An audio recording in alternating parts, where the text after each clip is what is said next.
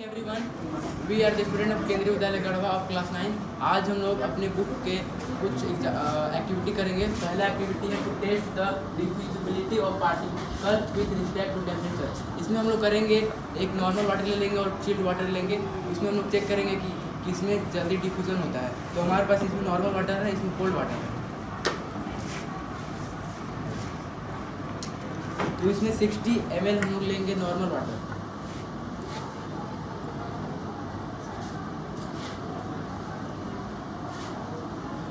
Don't put that water in. Don't.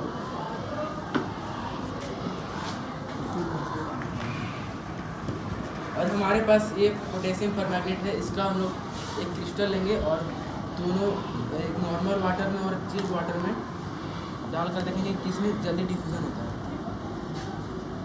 What is the meaning of diffusion? So, Naitik Kumar is taking out a very small crystal. No, that is very much amount. You should take a very less amount. One crystal. You try to take a very as much small. No. That is very large amount. Potassium permanganate देखने में जितना लगता है कि थोड़ा सा ले रहे हैं, लेकिन हाँ बस आप देख सकते हैं। ऊपर करिए दोनों कंटेनर को और चेक मत करिएगा, थोड़ा उंगलियां ऊपर पकड़े रहिए ताकि दिखे, विजिबिलिटी क्लियर हो। तो जैसा कि आप देख पा रहे होंगे, एक कंटेनर में क्रिस्टल्स धीरे धीरे डिजॉल्व हो रहे हैं, लेफ्ट वाले में और राइट वाले में थोड़ा तेज़ी से। इसका कारण है, किसमें आपने कोल्ड वाटर लिया है? इसमें कोल्ड वाटर है, इसमें नॉर्मल वाटर। हाँ, तो कोल्ड वाटर में अभी कलर उतना ज़्यादा यूनिफॉर्म नहीं हुआ, एक जैसा नहीं हुआ, धीरे धीरे डिजॉल्व हो रहा है, जबकि नॉर्मल वाटर में उसके कंपैरिजन में तेज़ी से डिजॉल्व हुआ है। तो दिस इज़ कॉल्ड डिफ्यूजिबिलिटी, यानी कि कोई भी पार्टिकल दूसरे मीडियम में बड़े आसानी से मिक्स होता है जहाँ पर टेम्परेचर हाई हो। तो राइट साइड वाले में, राइट हैंड में जो आपके कौन सा हैंड में? लेफ्ट हैंड में। लेफ्ट हैंड में कौन सा है? राइट हैंड में कोल्ड वाटर। हाँ, राइट हैंड में कोल्ड वाटर है। यहाँ पे टेम्परेचर लो है वाटर का, इसलिए यहाँ पे पोटेशियम परमैंगनेट के क्रिस्टल जल्दी डिजॉल्व नहीं हुए हैं, जबकि लेफ्ट हैंड में नॉर्मल वाटर है जिसका टेम्परेचर कंपैरेटिवली ज़्यादा है, ज़्यादा है, इसलिए यहाँ पे पार्टिकल तेज़ी से डिजॉल्व हो गए हैं। अंतर आपको दिख रहा होगा, दिख रहा है कि नहीं सबको? Yes sir. तो समझ गए, टेम्परेचर बढ़ाने से डिफ्यूजिबिलिटी बढ़ती है, यानी डिजॉल्व करने की एबिलिटी बढ़ती है, और घटाने से डिफ्यूजिबिलिटी घटती है। So our first experiment has been completed by Naitik Kumar and his associates of class 9. Now I will ask Anya Singh, who is the monitor of class 9. So what is compressibility? We were asking about what is compressibility. Sir, compressibility में जो solid रहता है उसके particle pass में रहता है, इसलिए वो जल्दी कंप्रेस नहीं होता है। और जो कंप्रेसिबिलिटी का मीनिंग कोई बताएगा आप में से? Anyone? Arpit, where is Arpit? Do you know about compressibility? Sir, compressibility में जो फोर्स होते हैं वो अगर हम लोग किसी हार्ड ऑब्जेक्ट, सॉलिड ऑब्जेक्ट पे लगाते हैं तो सर वो कंप्रेस नहीं होते हैं। क्यों? सर उसमें जो मॉलिक्यूल्स होते हैं पास होते हैं, इंटरमॉलिक्यूलर स्पेस बहुत कम होता है। ठीक, इसमें बलून है, इसमें एयर है, तो इसमें इंटरमॉलिक्यूल बहुत दूर है। अगर हम लोग इसको प्रेस करेंगे तो ये फूट जाएगा। हाँ, तो जैसा कि आपने देखा कि बलून में एयर ब्लो किया था स्टूडेंट्स ने, और अन्य ने उसको कंप्रेस करने का यानी प्रेशर लगाया बाहर से तो फूट गया। दैट मीन्स कि एयर को हम लोग कंप्रेस कर सकते हैं। अगर उसकी जगह पे कोई और ऑब्जेक्ट या मैटर लीजिए आप, सॉलिड है। हाँ। इसको अगर हम लोग प्रेस करेंगे तो ये प्रेस नहीं हो रहा है। क्यों नहीं हो रहा है? क्योंकि इसमें इंटरमॉलिक्यूल बहुत पास सॉलिड के हाँ, पार्टिकल जो होते हैं solid बहुत पास होते हैं, इसलिए। उनके बीच में स्पेस नहीं है, इसलिए उसको कंप्रेस नहीं कर सकते। उसको टेढ़ा बेढ़ा करने के लिए बहुत ज़्यादा फोर्स लगाना पड़ता है, जबकि बलून बहुत ही कम फोर्स में कंप्रेस होकर बर्स्ट कर गया है ना। यस। ये तीसरा आइटम क्या रखा हुआ है? इसको क्या बोलते हैं? Luffa. Have you heard about bitter gourd और समथिंग, सम वेजिटेबल्स? तो ये जो क्या बोलते हैं, तोरई सब्जी जब सूख जाती है पेड़ों पे लगी हुई, तो उसका जो फाइबर होता है कुछ इस प्रकार का होता है। इसको हम लोग नेचुरल स्क्रबर भी बोलते हैं, यानी आप बर्तन धोने के लिए इसको इस्तेमाल कर सकते हैं। साथ ही साथ स्किन में मैल वगैरह जिसको जो नहाता नहीं है कई दिनों तक, तो मैल साफ करने के लिए भी ये इस्तेमाल किया जाता है। अब आज इसका इस्तेमाल क्या कर रही हैं आपने, बताइए। इसमें हम लोग, इसके अंदर भी गैस है, इसमें हम लोग प्रेस करके देखेंगे कि प्रेस इसका करिए। शेप वैसा ही रहता है या वैसे ही चेंज होता हो है। जाता है। ठीक, तो जैसा कि आप देख पा रहे हैं, अन्य जब इसको प्रेस करिए फिर पूरा दब जा रहा है और फिर छोड़ने पे ऑलमोस्ट फिर अपने नेचुरल स्टेट में आ जा रहा है। तो इसका कारण क्या है, आप में से कोई भी बताइए। सर क्योंकि इसके अंदर का इंटरमॉलिक्यूलर इसमें ज़्यादा है, क्योंकि इसके अंदर गैस है। आप बताइए नैतिक। सर इसके अंदर एयर है, जब हम लोग इसको प्रेस करें तो जो एयर है वो निकल जा रहा है बाहर, और हाँ। जैसे हम लोग छोड़ दे रहे हैं तो उसके अंदर होल्स है, उसके अंदर से हाँ। एयर इसके अंदर फिर से आ जा रहा है, इसीलिए इसका वापस से वही। हाँ, ये पोरस स्ट्रक्चर है, बहुत सारा आप स्पेस इसमें देख सकते हैं। स्क्रबर जैसा है, जैसे बर्तन धोने वाला स्क्रबर आता है, कुछ उस तरह से है। तो जब हम लोग प्रेस करते हैं तो इसमें भरी हुई हवा बाहर निकल जाती है और ये कंप्रेस हो जाता है, और जैसे इसको छोड़ते हैं वापस उसमें एयर फिल हो जाता है और वो फिर से इन्फ्लेटेड या फूला हुआ हो जाता है। अब और कोई है आइटम जिसको आप कंप्रेस करके शो करना चाहते हैं, एनीथिंग एल्स?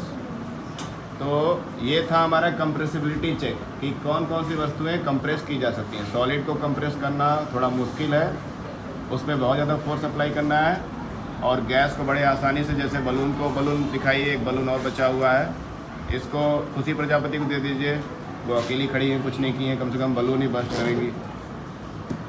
हाँ, अब उतना ही फोर्स आप किसी बॉटल पे लगाइए जितना आपने बलून पे लगाया था, तो इस पर कोई असर पड़ रहा है? नहीं।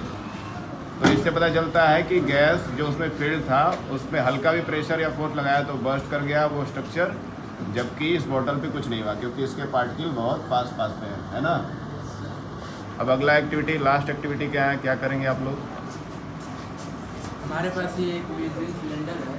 हाँ। हम लोग चेक करेंगे degree of smallness of particle. मतलब पार्टिकल, जो मैटर जो होता है उसके पार्टिकल बहुत छोटे छोटे होते हैं जिनको हम लोग देख भी नहीं पाते हैं, तो उसी को चेक करेंगे इस तीसरे एक्टिविटी में, to check the degree of smallness of particle of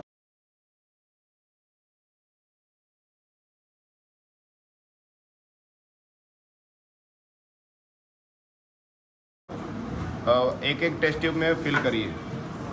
approx 10 ml रहेगा तो भी चलेगा, 8 ml एटलीस्ट। हर टेस्ट ट्यूब में 10 ml के आसपास आपको फिल करना है वाटर। जल्दी, थोड़ा इधर उधर 1-2 ml का हो सकता है, उसे आराम से। तो approximately 10 ml we are taking water in each test tube. एक में भर लीजिए और उसके अंदाजे से आप उसके लेवल को मैच करा सकते हैं, क्योंकि एग्जैक्ट अमाउंट फिल करने में हो सकता है लेट हो सकता है आपको। अदर टेस्ट ट्यूब में भी लीजिए उतना ही वाटर, क्योंकि सभी टेस्ट ट्यूब का जो वॉल्यूम है ऑलमोस्ट इक्वल है।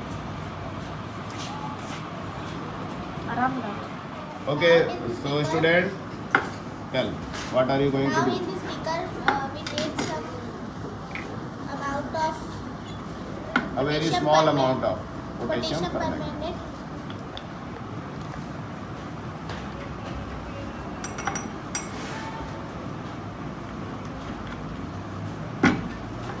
Now stir it. Now I am mixing it. Show us the color. So Kusi has taken a pinch of potassium permanganate crystals in this beaker, which contains approximately 40 ml of water. Now she will add approximately 1 ml in first test tube. Approximately 1 ml.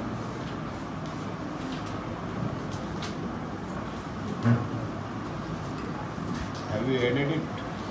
Okay. Check it and show us the color of the test tube. क्या सभी को दिख रहा है उसका colour?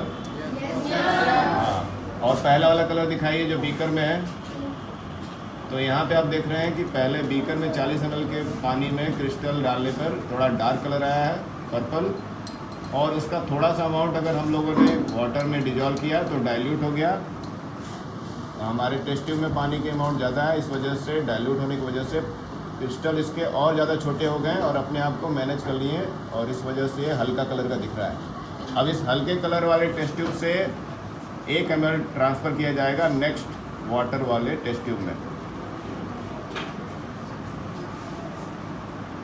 और उसको check करिए।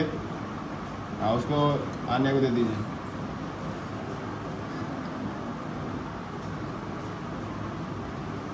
क्या इसमें कुछ कलर दिख रहा है किसी को? Yes sir. बहुत ही लाइट हो गया है।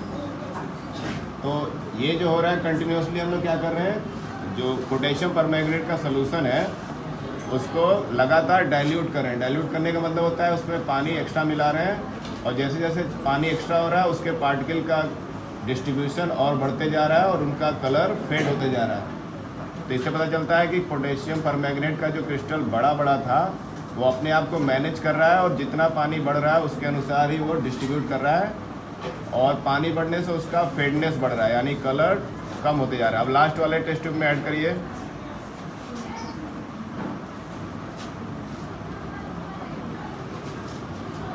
चेक करिए 1 ml के अप्रॉक्स।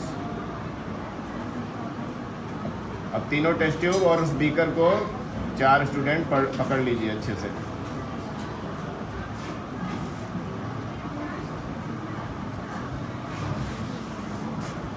तीनों को पास, मतलब चारों को पास में लाइए, ऊपर लाइए ताकि सबको दिखता रहे। तो जैसा कि आप देख पा रहे हैं, ऊपर करिए और ऊपर, कि पहले डार्क कलर है, फिर हल्का पिंक जैसा हुआ, फिर और हल्का हुआ और लास्ट वाला जो नैतिक पकड़ा हुआ है उसमें ऑलमोस्ट वाटर जैसा ही दिख रहा है लेकिन थोड़ा पिंकनेस है। तो ये होता है पार्टिकल का स्मॉलनेस। किसी भी मेटल, जैसे यहाँ मेटल हमारा है पोटेशियम परमैंगनेट, और पानी जब बहुत ज़्यादा हो जा रहा है तो उसके पार्टिकल इतने छोटे हो जा रहे हैं कि उसका कलर ऑलमोस्ट नेग्लिजिबल होते जा रहा है। तो इससे आप इमेजिन कर सकते हैं कि मैटर के जो पार्टिकल होते हैं बहुत छोटे होते हैं और एक ऐसा भी पॉइंट आएगा कि जब हम लोग पानी मिलाएंगे शायद और नेक्स्ट टेस्ट ट्यूब में तो कलर दिखना बंद हो जाए। इसका ये मतलब नहीं कि उसमें पोटेशियम परमैंगनेट नहीं है, पोटेशियम परमैंगनेट रहेगा, लेकिन तो इसलिए चूँकि पानी एक्सट्रीम लेवल पे बढ़ गया है और पोटेशियम परमैंगनेट के पार्टिकल इतने कम हो गए हैं कि अब उनका जो एग्जिस्टेंस है वो दिख नहीं रहा, बट वो मॉलिक्यूलर लेवल पे प्रेजेंट है। ठीक ना? तो ये था हमारा third activity. Thank you for performing this. Thanks a lot.